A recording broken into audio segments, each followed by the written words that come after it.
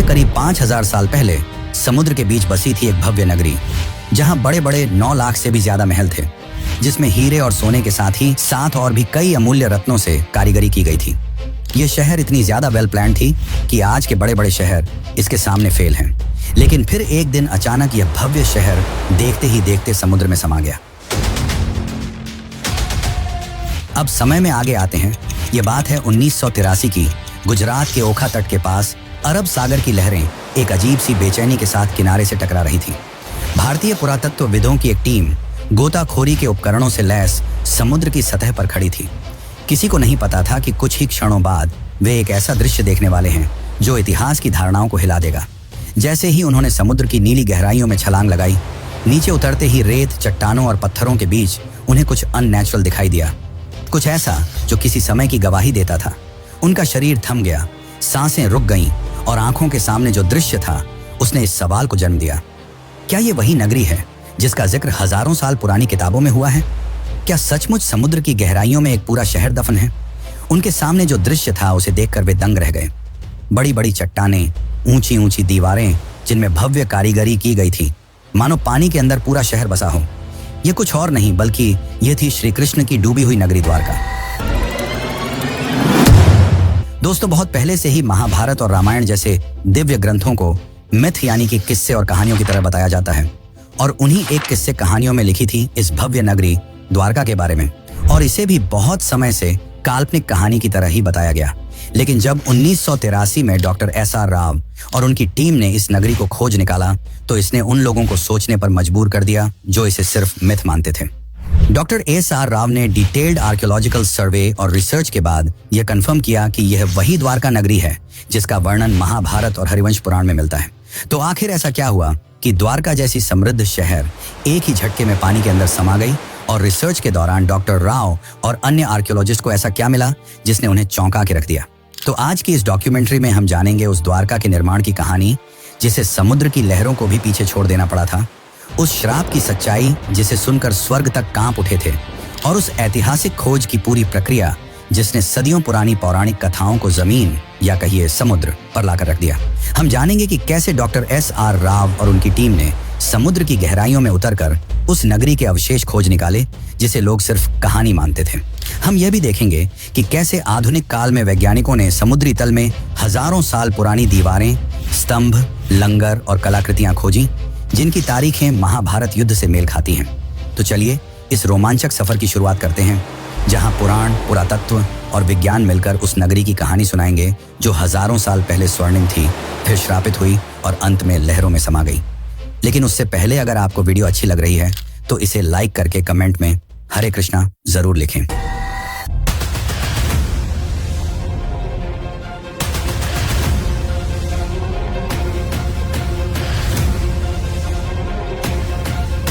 Dwarka and came to the conclusion that it was the Dwarka of Mahabharata.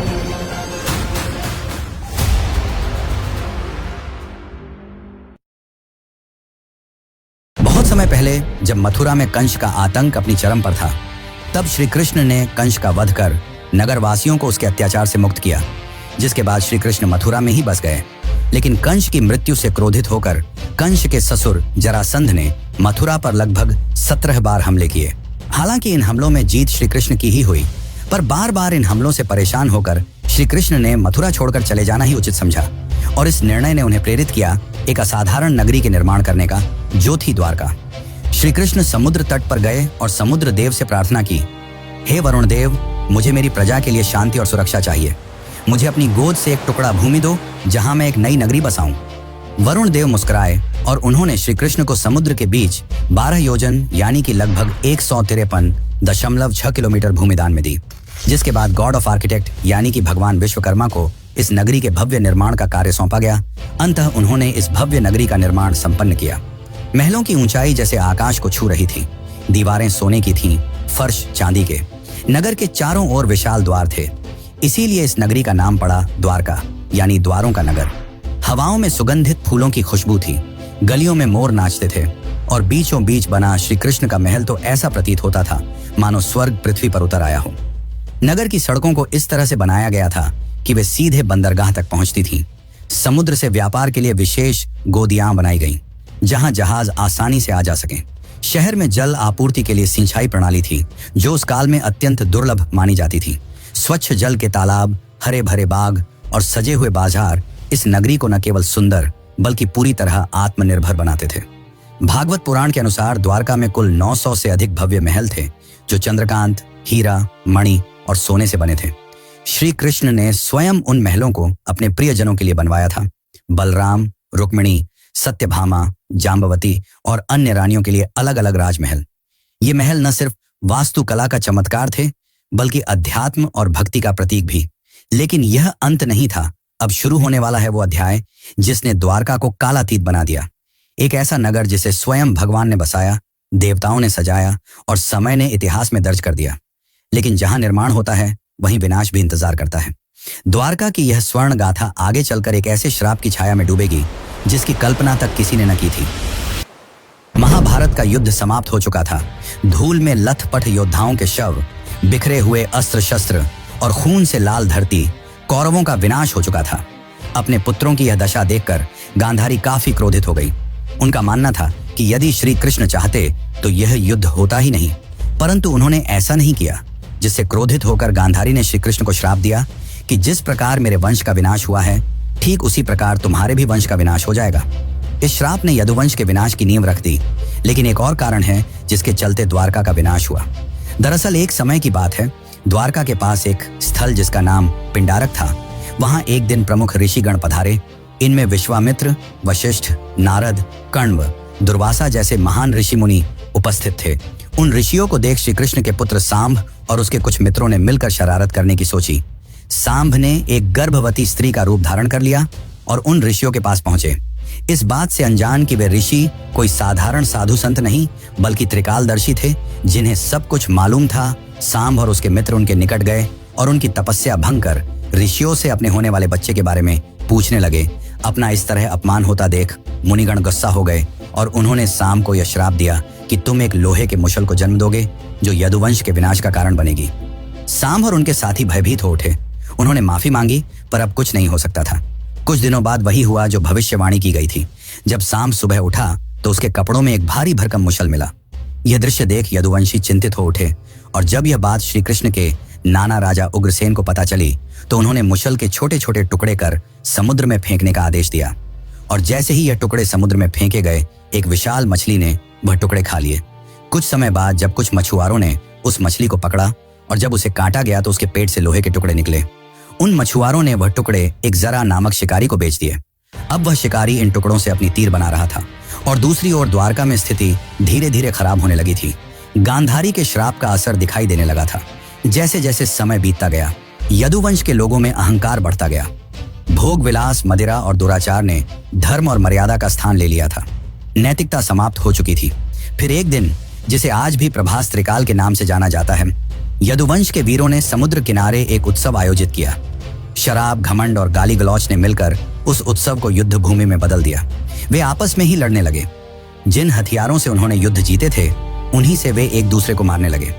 Shri Krishna समझ चुके थे कि अब विनाश निकट है, जिसके पश्चात वे वन की ओर चल पड़े और वहां एक वृक्ष के नीचे विश्राम करने लगे। तभी वहां वह शिकारी पहुंचा जिसने उस मुशल के टुकड़े से तीर बनाए थे। उस शिकारी ने श्री कृष्ण को हिरण समझकर उन पर तीर चला दी और जैसे ही तीर श्री कृष्ण के पैरों में लगी, उन्होंने यह लोक त्याग दिया और उनके मृत्यु के साथ ही पूरी द्वारका नगरी पानी में समा गई। इस प्रकार द्वारका का वह वैभवशाली अध्याय समाप्त हुआ।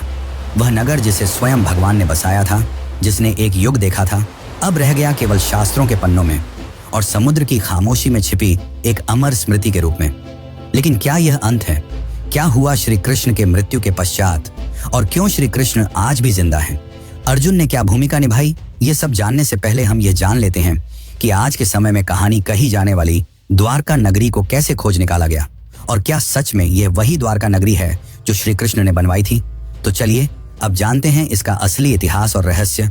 लेकिन उससे पहले अगर आपको यह वीडियो ज्ञानपूर्वक लग रही है तो इसे अपने दोस्तों, रिश्तेदारों और अन्य भक्तों को जरूर शेयर करें। बहुत लंबे समय तक द्वारका को सिर्फ एक पौराणिक नगरी माना जाता था। श्रीमद् भागवत पुराण, विष्णु पुराण, हरिवंश पुराण और महाभारत में इसके भव्य विवरण तो थे, लेकिन भौगोलिक रूप से यह कहां थी, यह रहस्य बना हुआ था। अधिकांश विद्वान मानते थे कि यह एक धार्मिक कथा बस है, कोई ऐतिहासिक सच्चाई नहीं। लेकिन यह सोच पहली बार 1930 के आसपास हिली, जब गुजरात के सौराष्ट्र इलाके में कुछ मछुआरों और गोताखोरों ने समुद्र के अंदर अजीब पत्थरों और ढांचों को देखने की बात बताई। यहाँ तक कि कुछ पायलटों ने, जो अरब सागर के ऊपर उड़ान भर रहे थे, बताया कि उन्होंने पानी के नीचे सीधी रेखाओं जैसी आकृतियां देखी हैं, जैसे कोई पुराना शहर हो। यहीं से उस राज की तलाश शुरू हुई जिसने एक प्राचीन कहानी को एक खोज में बदल दिया। फिर आया साल 1963, जब भारतीय पुरातत्व सर्वेक्षण विभाग यानी कि ASI ने पहली बार बेट द्वारका के पास खुदाई शुरू की। ये वही इलाका था जिसे स्थानीय लोग सदियों से भगवान श्री कृष्ण की नगरी मानते आए थे। खुदाई में वहां से कई प्राचीन बर्तन, मूर्तियां और पक्के ढांचे मिले। इससे ये तो साबित हो गया कि यह जगह काफी पुरानी है, लेकिन इससे द्वारका की असली पहचान अभी भी पूरी तरह साफ नहीं हुई थी। इसके कुछ साल बाद 1970 के दशक में एक और बड़ा सुराग मिला। जामनगर के सरकारी रिकॉर्ड में एक प्राचीन ताम्रपत्र का जिक्र था, जो करीब 6ठी शताब्दी का बताया गया। यह ताम्रपत्र सिंधदत्य नाम के राजा से जुड़ा था और उसमें साफ साफ लिखा था कि यहाँ भगवान श्री कृष्ण निवास करते थे। यह ऐसा पहला ऐतिहासिक दस्तावेज था जिसमें धर्म और इतिहास आपस में जुड़ते नजर आए। इससे इतिहासकारों को पहली बार यह लगा कि द्वारका सिर्फ एक कल्पना नहीं, बल्कि शायद एक खोया हुआ सच है। इसके बाद इस खोज को सही दिशा दी SR राव ने। वे ASI के वरिष्ठ अधिकारी थे और भारत के शुरुआती समुद्री पुरातत्वविदों में से एक माने जाते हैं। उन्हें महाभारत और पुराने ग्रंथों की बातों पर भरोसा था। उन्होंने उन विवरणों की तुलना आधुनिक समुद्री नक्शों से की और पाया कि अगर द्वारका सच में कभी बसी थी तो वह गुजरात के पश्चिमी तट पर ही रही होगी। इसी सोच से 1979 में भारत में पहली बार समुद्र के नीचे पुरातात्विक खोज की नींव रखी गई। डॉक्टर राव ने गोवा स्थित नेशनल इंस्टीट्यूट ऑफ ओशनोग्राफी यानी कि NIO की मदद ली और एक नई खोज का अभियान शुरू किया। यह काम आसान नहीं था। न तो उस दौर में भारत के पास अच्छे उपकरण थे, न ही आधुनिक तकनीक। फिर भी उन्होंने स्थानीय मछुआरों, गोताखोरों, पुरानी नावों और शुरुआती सोनार तकनीक की मदद से समुद्र के अंदर छिपे राज को ढूंढना शुरू किया। और इसी दौरान समुद्र की सतह के नीचे उन्हें कुछ ऐसे ढांचे दिखाई देने लगे जो किसी भी नजरिए से प्राकृतिक नहीं लगते थे। वहां पत्थरों की लंबी दीवारें थीं, बड़े बड़े खंभे थे और ऐसे लंगर भी मिले जो साफ बताते थे कि वहां कभी जहाज आते जाते रहे होंगे, यानी ये जगह एक पुराना बंदरगाह रहा होगा। लेकिन ये तो बस शुरुआत थी, असली खुलासे तो अभी बाकी थे। 1979 की खोज ने एक ऐसा दरवाजा खोल दिया था जिसके पीछे छुपी थी एक बहुत पुरानी, लगभग भूली हुई कहानी। अब 1980 का दशक उस कहानी को सच साबित करने की जिद बन चुका था और इस जिद की सबसे बड़ी वजह थे doctor SR Rao. Doctor Rao को महाभारत और पुराणों में लिखी बातों पर पूरा भरोसा था। उन्होंने उन ग्रंथों के नक्शों और विवरणों को पढ़ा, समझा और फिर आधुनिक समुद्री मानचित्रों से मिलाया। उन्हें यकीन था कि श्री कृष्ण की वो नगरी जिसे दुनिया ने बस एक कहानी मान लिया था, वो कहीं ना कहीं अरब सागर के नीचे आज भी मौजूद है। लेकिन उनका ये सफर बिल्कुल भी आसान नहीं था। उस समय भारत में समुद्री खुदाई यानी कि मरीन आर्कियोलॉजी एक बिल्कुल नया क्षेत्र था। न सरकार के पास इस काम के लिए पर्याप्त पैसा था, न वैज्ञानिकों को इस बात पर भरोसा कि समुद्र के नीचे कोई शहर भी हो सकता है। बहुत सारे लोग इस प्रयास को बस धार्मिक सोच का हिस्सा मानते थे। कई लोगों ने डॉक्टर राव से कहा, पौराणिक कथाओं को इतिहास से जोड़ने का क्या फायदा, लेकिन उन्होंने कभी हार नहीं मानी।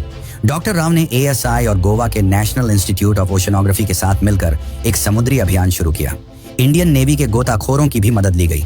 लेकिन चुनौती सिर्फ यह नहीं थी कि लोग विश्वास नहीं कर रहे थे। असली मुश्किल थी टेक्नोलॉजी और संसाधनों की कमी। उस समय न तो सोनर जैसी आधुनिक तकनीक थी, न ही पानी के अंदर काम करने वाले रोबोट्स। डाइवर्स को अपने हाथों से समुद्र की सतह को टटोलना पड़ता था। 1980 के दशक में, यानी लगभग 40 साल पहले, समुद्र में जाकर खुदाई करना कोई आसान काम नहीं था। इसके लिए archaeologist, divers, oceanographers, underwater photographers, historians, geologist और बहुत से टेक्नीशियनों की जरूरत होती थी। इतनी बड़ी टीम को बनाना और उन्हें काम पर लगाना अपने आप में एक बड़ा काम था। फिर भी राव ने हार नहीं मानी। फंडिंग की इतनी कमी थी कि उन्होंने अपने वेतन से टीम का खाना तक खरीदा। उन्होंने सिर्फ 800 रुपये में एक्सपीडिशन शुरू किया था और ये भी उन्हें छोटे छोटे फंड्स इकट्ठा करके मिले थे। वह चाहते थे कि सरकार एक स्थायी समुद्री पुरातात्विक इकाई बनाए, लेकिन यह इतना भी आसान नहीं था। 1983 से 1992 के बीच राव की टीम ने लगभग 12 बार समुद्र में जाकर खुदाई की। खोज के लिए बेट द्वारका और आसपास के इलाकों को चुना गया और फिर एक एक कर सामने आने लगे ऐसे सबूत जिन्होंने न सिर्फ भारत को बल्कि पूरी दुनिया को चौंका दिया। गोताखोरों ने समुद्र के तल से लगभग 30 मीटर नीचे 560 मीटर लंबी पत्थरों की दीवार खोज निकाली। ये कोई प्राकृतिक बनावट नहीं थी, ये इंसानों द्वारा बनाए गए शहर की दीवार थी। उसकी बनावट वैसी ही थी जैसी महाभारत में द्वारका के वर्णन में मिलती है। फिर मिले 30 से भी ज्यादा पत्थर के खंभे जो शायद किसी महल या भवन का हिस्सा रहे होंगे। ऐसे लंगर यानी कि एंकर्स मिले जिनसे पता चलता था कि वहां से नौकाएं चला करती थीं। कुछ 3 छेद वाले एंकर भी मिले जो उस समय की एडवांस नेविगेशन को दिखाते थे। इसके अलावा सील, लोहे और पीतल की वस्तुएं और मिट्टी के बर्तन भी मिले। इनकी कार्बन डेटिंग और थर्मोलुमिनेसेंस डेटिंग से पता चला कि यह चीजें 1500 ईसा पूर्व से लेकर 3000 ईसा पूर्व के बीच की हैं। और तो और एक बर्तन तो 9000 साल पुराना निकला, जिसने वैज्ञानिकों को भी हैरान कर दिया। परंतु दुनिया भर के बहुत सारे इतिहासकारों ने इसे मानने से इनकार कर दिया। उन्हें यह एक माइथ रिवाइवल यानी सिर्फ धर्म को प्रचारित करने की कोशिश लगी। लेकिन डॉक्टर राव का जवाब साफ था, मैं ग्रंथों को धार्मिक किताबें नहीं, ऐतिहासिक दस्तावेज मानता हूं। जब रोम, एथेंस और बाबुल जैसे शहरों की खुदाई हो सकती है तो द्वारका की क्यों नहीं। साल 1990 आते आते टीम को 500 से ज्यादा आर्टिफैक्ट्स, एंशिएंट हार्बर वॉल्स और एक सुनियोजित शहर के संकेत मिल चुके थे। अब यह बात लगभग तय हो गई थी। द्वारका कोई कल्पना नहीं, वह एक असली, समृद्ध और व्यवस्थित सभ्यता थी जो समुद्र में समा गई। लेकिन अभी तो सिर्फ सतह खुली थी। असली राज तो समुद्र के और अंदर छुपा था। और वहीं से शुरू होता है अगला अध्याय। 1990 तक डॉक्टर SR राव और उनकी टीम ने साबित कर दिया था कि द्वारका सिर्फ एक पौराणिक कथा नहीं, बल्कि एक डूबी हुई सच्ची सभ्यता थी। लेकिन अब जरूरत थी और भी ठोस वैज्ञानिक सबूतों की, ताकि दुनिया भी मान ले कि भगवान श्री कृष्ण की द्वारका असली थी और वाकई समुद्र में समा गई थी। इन सबूतों से यह तो साबित हो गया था कि द्वारका सिर्फ किस्से कहानियों में नहीं, बल्कि सच में थी और काफी ज्यादा वेल प्लान थी। लेकिन उस समय फंडिंग की कमी की वजह से इसके रिसर्च को रोक दिया गया। फिर साल 2001 में इस दिशा में एक बहुत बड़ा कदम उठाया गया। भारतीय पुरातत्व सर्वेक्षण और NIOT यानी कि national institute of ocean technology ने मिलकर एक बड़ा वैज्ञानिक अभियान शुरू किया। जगह चुनी गई कच्छ की खाड़ी और बेट द्वारका का इलाका। इस बार अभियान में सिर्फ पुरातत्वविद ही नहीं, बल्कि समुद्र वैज्ञानिक, भूगर्भ शास्त्री, नौसेना के गोताखोर, सोनार तकनीक के विशेषज्ञ और इंटरनेशनल कार्बन डेटिंग लैब्स भी जुड़े थे। इस खोज की कमान संभाली थी डॉक्टर आलोक त्रिपाठी, जो ASI के समुद्री पुरातत्व निदेशक थे, और उनके साथ थे डॉक्टर राजीव निगम, जो उस समय CSIR के मरीन साइंस प्रमुख के रूप में काम कर रहे थे। इस बार की खोज पहले से अलग थी। ये हाईटेक थी। इसमें अब सिर्फ आंखों से नहीं, बल्कि मशीनों से खोज की जा रही थी। 2001 से 2007 तक समुद्र के अंदर का पूरा हाइड्रोग्राफिक सर्वे किया गया। एडवांस सोनार और सब बॉटम प्रोफाइलर जैसे मॉडर्न उपकरणों से समुद्र की परतों का डिजिटल नक्शा बनाया गया। वैज्ञानिकों ने करीब 40,000 वर्ग मीटर का समुद्र का हिस्सा स्कैन किया और जो मिला उसने सबको हैरान कर दिया। समुद्र की गहराई में मिले ये बहुत बड़े चौकोर पत्थर के ब्लॉक जो किसी नगर की नींव जैसे लगते थे। चूना पत्थर यानी कि लाइमस्टोन के टुकड़े जो शायद किसी शानदार इमारत के अवशेष थे। टेराकोटा सील्स जिन पर पुराने चिन्ह बने थे। पुराने लंगर जो बताते थे कि यहाँ कोई एंशिएंट बंदरगाह था। साथ ही नाली और सिंचाई व्यवस्था जो दिखाती थी कि उस समय का शहर कितनी सोच समझकर बसाया गया था। अब बारी थी सबसे बड़े टेस्ट की, कार्बन डेटिंग की। सभी आर्टिफैक्ट्स को भारत और विदेश की प्रयोगशालाओं में भेजा गया और जब नतीजे आए तो वैज्ञानिकों और इतिहासकारों को भी झटका लगा। कई चीजें करीब 9000 साल पुरानी निकली, यानी ये तो हड़प्पा सभ्यता से भी पहले की थी। कुछ टुकड़ों की उम्र 5000 साल तक पुरानी पाई गई, जो महाभारत और द्वापर युग से मेल खाती है। डॉक्टर राजीव निगम ने कहा कि महाभारत में लिखा है कि द्वारका समुद्र से निकाली गई जमीन पर बसी थी और भूगर्भ शास्त्रियों की रिपोर्ट से भी यही पता चला कि समुद्र ने बाद में उसी जमीन को वापस निकल लिया। सोनर मैपिंग से यह भी पता चला कि जैसे जैसे समुद्र का स्तर बढ़ा, मंदिर और घर धीरे धीरे आगे खिसकते गए। यानी यह एक धीमा और क्रमिक डुबाव था, अचानक नहीं। AK सिन्हा ASI के निदेशक ने बताया कि जमीन और समुद्र दोनों जगहों से जो अवशेष मिले हैं उनके आकार, डिजाइन और बनावट में काफी समानता है, जो ये साबित करता है कि ये सब एक ही समय और संस्कृति से जुड़े थे। फिर आया साल 2007 जब नौसेना और ASI ने मिलकर तीसरा सबसे बड़ा अंडर वाटर एक्सकवेशन शुरू किया। पंचकुई बीच के पास से शुरू हुई इस खुदाई में लगभग 2 नॉटिकल मील के दायरे में फैली हुई मंदिरों की दीवारें, महल के खंडहर और जल निकासी प्रणाली मिली। यही वो पल था जब पहली बार दुनिया ने माना द्वारका कोई कल्पना नहीं, बल्कि एक सच है, एक पूरी सभ्यता जो समुद्र में समा गई। लेकिन फिर भी एक सबसे बड़ा सवाल बाकी रह गया, आखिर द्वारका डूबी क्यों? इसका धार्मिक दृष्टिकोण से तो हमने उत्तर जान लिया, अब जानते हैं वैज्ञानिक दृष्टिकोण से, और साथ ही जानेंगे आज के समय की द्वारका के बारे में। तो बने रहिए, क्योंकि हम जो आपको बताने वाले हैं वो आपको चौंका कर रख देगा। 2007 की खोजों ने यह साबित कर दिया था कि समुद्र की गहराइयों में कोई आम चीजें नहीं, बल्कि एक पूरी बसी हुई और समृद्ध नगरी है। लेकिन एक सवाल अब भी रह गया था, आखिर ये नगर डूबा कैसे? क्या वाकई ये कोई श्राप था जैसा ग्रंथों में लिखा है, या फिर इसके पीछे कोई प्राकृतिक और वैज्ञानिक वजह थी? इन सवालों के जवाब ढूंढने के लिए वैज्ञानिकों ने रुख किया ओशनोग्राफी यानी कि समुद्र विज्ञान और जियोलॉजी यानी कि भूगर्भ शास्त्र की ओर। अब तक जो मिला था वो सब प्रमाण तो थे, लेकिन अब जरूरत थी समय को मापने की, ये जानने की कि जब द्वारका बसी थी तब समुद्र में ऐसा क्या हुआ जो वो सब कुछ निगल गया। इस पूरे शोध का आधार बना सी लेवल राइज थ्योरी। अमेरिका की SSCSM यूनिवर्सिटी के प्रोफेसर रेंस ने एक अध्ययन किया जिसमें अरब सागर के सी लेवल को 20,000 सालों के डेटा के जरिए ट्रैक किया गया था। इस रिसर्च के मुताबिक 9,000 साल पहले यानी करीब 11,000 साल पहले समुद्र का स्तर आज के मुकाबले 25 मीटर नीचे था। 5,000 ईसा पूर्व के बीच समुद्र अचानक बहुत तेजी से कई मीटर तक ऊपर उठ गया। वैज्ञानिक मानते हैं कि यह घटना किसी सुनामी या समुद्री आपदा का संकेत देती है, और यह सिर्फ अरब सागर में नहीं हुआ। जब वैज्ञानिकों ने दुनिया के बाकी हिस्सों से मिले सी लेवल डेटा से इस जानकारी की तुलना की तो कैरेबियन द्वीप, इंडोनेशिया और दक्षिण अमेरिका जैसी जगहों पर भी उस दौर में बड़ी बड़ी समुद्री हलचलें और सुनामी के सबूत मिले। इसका मतलब था कि यह घटना सिर्फ भारत तक सीमित नहीं थी, बल्कि पूरी दुनिया में उस समय कुछ बड़ा हो रहा था। और ठीक इसी समय महाभारत के अनुसार श्री कृष्ण ने पृथ्वी का त्याग किया था और कलियुग की शुरुआत हुई थी। अब सारे वैज्ञानिक और ऐतिहासिक सबूत एक ही तरफ इशारा कर रहे थे। द्वारका का डूबना कोई कल्पना नहीं, बल्कि एक सचमुच की ऐतिहासिक घटना थी जिसमें प्राकृतिक आपदा, समय का चक्र और शायद कर्मों की प्रतीकात्मक कहानी सब एक साथ जुड़ गए थे। और फिर आया साल 2024, जब भारत सरकार ने इस पूरे रहस्य को दुनिया के सामने लाने का फैसला किया। 25 फरवरी 2024 को प्रधानमंत्री नरेंद्र मोदी खुद गुजरात के पंचकोई बीच पहुंचे। उनके साथ थी भारतीय नौसेना, ASI, NIOT और वैज्ञानिकों की एक टीम जो स्कूबा डाइविंग से समुद्र की गहराइयों में जाने वाली थी, वहीं जहां श्री कृष्ण की नगरी कभी खड़ी थी। ये कोई आम डाइव नहीं थी, ये इतिहास से साक्षात्कार था। जैसे ही प्रधानमंत्री समुद्र में उतरे, वहां पत्थर के स्तंभ, लंगर, मंदिर की नींव और प्राचीन दीवारें दिखाई दी। मोदी जी ने खुद समुद्र की गोद में मोरपंख अर्पित किया, जो श्री कृष्ण की स्मृति और भारत की सनातन विरासत को फिर से जीवंत करने का प्रतीक था। इसके बाद उन्होंने द्वारिकाधीश मंदिर में जाकर श्री कृष्ण और रुक्मिणी माता के दर्शन किए। मंदिर की 52 गज की ध्वजा, जो हर दिन 5 बार बदली जाती है, आज फिर हवा में लहराई, मानो ये संकेत दे रही हो कि द्वारका की सच्चाई अब दुनिया के सामने है।